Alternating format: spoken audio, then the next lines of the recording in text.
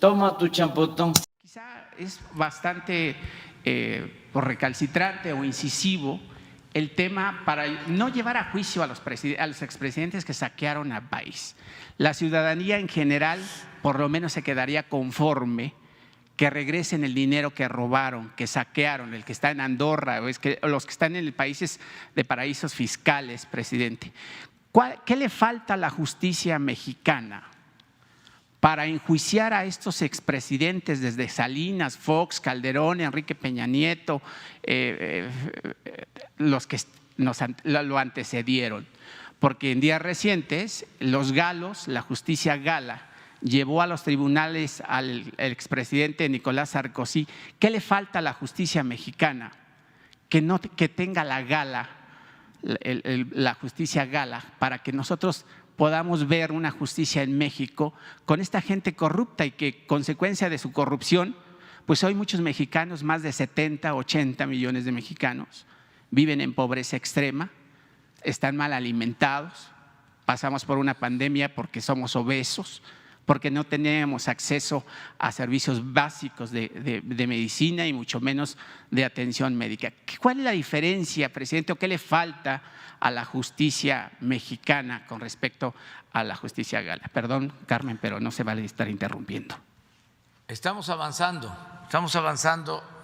Yo creo que fue importante el que se aprobara lo de la consulta que se va a llevar a cabo en agosto. Todos los ciudadanos vamos a participar y se va a preguntar si se quiere el inicio de un juicio contra los expresidentes, si se quiere o no, si se considera importante, necesario o no. Eso nunca se había llevado a cabo. Ahora, en agosto se va a llevar a cabo esta consulta. Eso es importante. No significa que si los ciudadanos dicen sí, que se inicie el juicio, ya son culpables. Es comenzar una investigación, abrir un expediente con ese propósito y que las autoridades competentes vayan resolviendo, los ministerios públicos, los jueces, y se les dé también a los acusados el derecho, como a cualquier ciudadano, a la defensa. Es iniciar un proceso, no es ya señalar de que son culpables, pero sí es un avance importante el que todos participemos y se decida sobre este tema.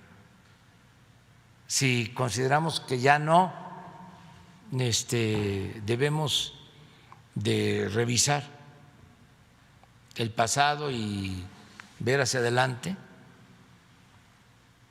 o sí se hace un análisis, una revisión de lo sucedido y se castiga a los responsables. Esa es la democracia participativa y hay un avance en ese sentido. Es un primer paso. Y hay también avances importantes en los últimos tiempos. Ya no hay impunidad para nadie. Nosotros no somos tapadera de nadie. Así como no perseguimos a nadie, no fabricamos delitos, también no encubrimos, y es la Fiscalía la que decide libremente, con autonomía, a quién se castiga. Antes era el presidente. El poder de los poderes era el Ejecutivo. Yo ya les he comentado que no solo dependía del presidente, el procurador, sino hasta el presidente de la Suprema Corte. Hay un teléfono del escritorio del presidente al escritorio del presidente de la Suprema Corte.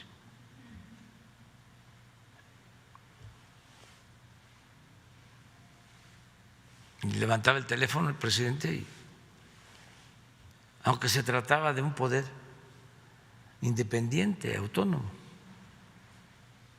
Lo mismo pasaba con el Poder Legislativo. Todo era formalidad desde el tiempo de Porfirio Díaz. La Constitución se respetaba en la forma, pero se violaba en el fondo. Era una gran simulación. Y hablaban de Estado de Derecho, cuando en realidad era un Estado de chueco. Entonces, hemos avanzado para que haya legalidad y se va a seguir avanzando con ese propósito. Y tenemos que seguir combatiendo la corrupción, como en cualquier parte del mundo, porque sí, en efecto, en otras partes se castiga a los presidentes. Aquí, relativamente cerca, nuestros vecinos de Guatemala, hace poco metieron a la cárcel a un presidente de Guatemala porque le comprobaron que se había robado, creo que 40 millones de pesos. Una bicoca en comparación con el saqueo llevado a cabo en nuestro país durante el periodo neoliberal. Y fue a la cárcel. Aquí nunca, jamás. Entonces sí, se tiene que acabar por completo con la impunidad. Pero también no usar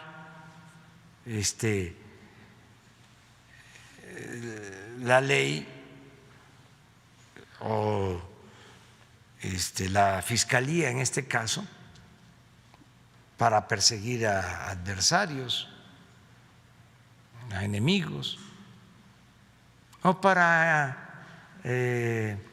engañar de que ahora sí las cosas cambiaron. Lo que hizo Salinas, que entró, ¿no?, y de manera espectacular a la cárcel el líder petrolero, a la cárcel un banquero y todos los medios, ¿no? Oh, ahora sí, hay orden. ¿Y cómo terminó ese gobierno? Pues fue el gobierno que permitió más saqueo de los bienes públicos. Fue cuando se entregaron los bancos, las minas, las empresas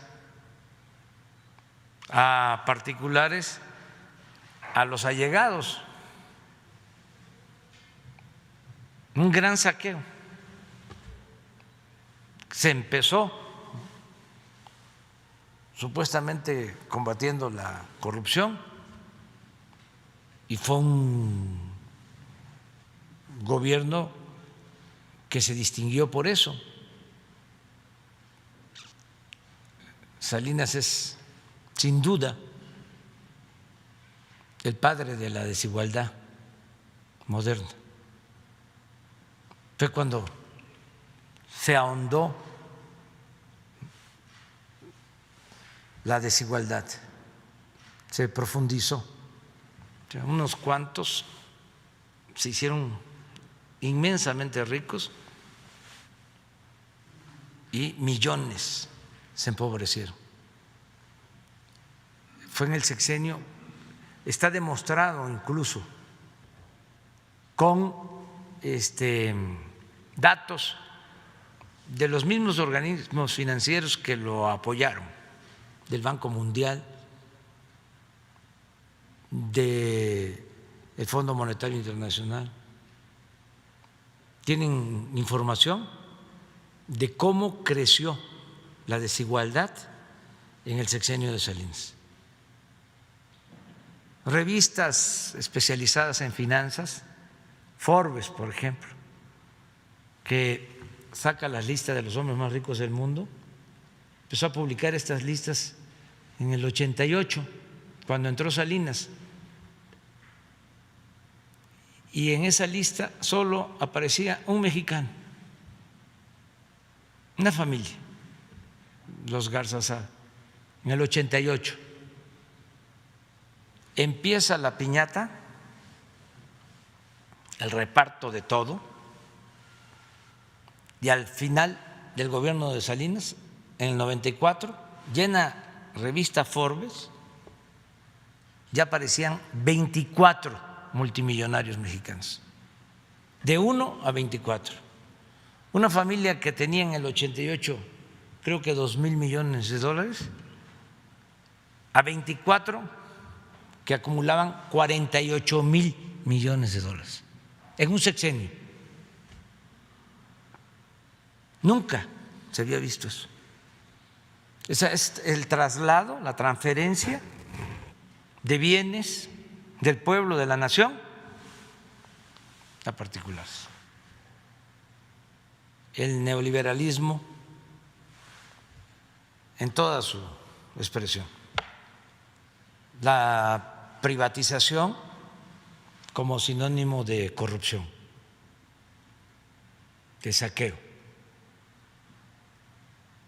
Entonces, no simular, no eso.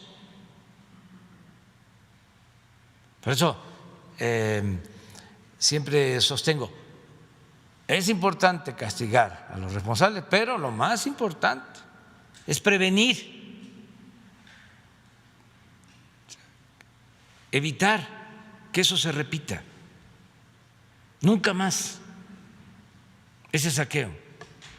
El pueblo se cansa de tanta pinche tranza, para que quede claro.